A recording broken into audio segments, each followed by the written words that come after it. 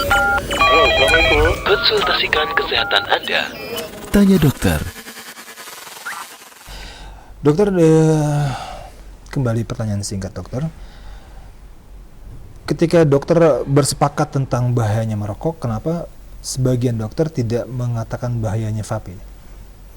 Ya, karena ini masih penelitian ya, beberapa dokter kita menunggu Kontemporer kan berarti? jadi karena prinsipnya sih kami itu sepakat bahwa vape itu nikotin yang digunakan. Selama nikotin masih digunakan itu tetap aja memiliki dampak terhadap dirinya dan terhadap lingkungan sekitarnya.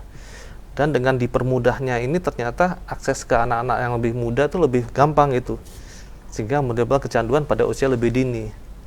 Seperti itu. Baik. Ada tambah dokter.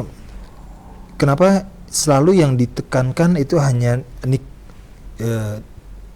kesannya ya nikotin yang disalahkan, dijelek-jelekan?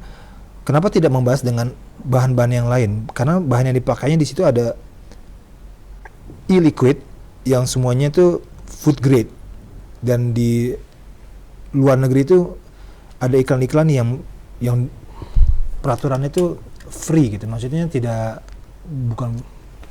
berbahaya, dan apa namanya yang dipakai juga di food grade, terus e-liquidnya juga aman dan benar. Ya, jadi ada bahan-bahan seperti artificial flavoring ya, yang untuk perasa dan sebagainya. Ternyata tuh bahan itu aman buat lambung, buat jalan pencernaan kita, tetapi tidak aman untuk jalan napas kita. Oke. Seperti itu, karena mungkin karena dia dipanaskan, kalau dibawa dengan cepat ya, dengan ke jaringan epitel pernapasan kita yang itu agak sedikit berbeda, ternyata menimbulkan suatu iritasi. Baik. Berarti liquid ataupun food grade yang dipakai ternyata tuh tidak aman untuk jalan napas kita karena memang beda. Oke. Jadi yang dipakai memang aman ya. Maksudnya dia mau menggunakan bahan yang aman, tapi ketika diproses kemudian masuk ke dalam jalan napas kita ternyata tidak aman bahan tersebut.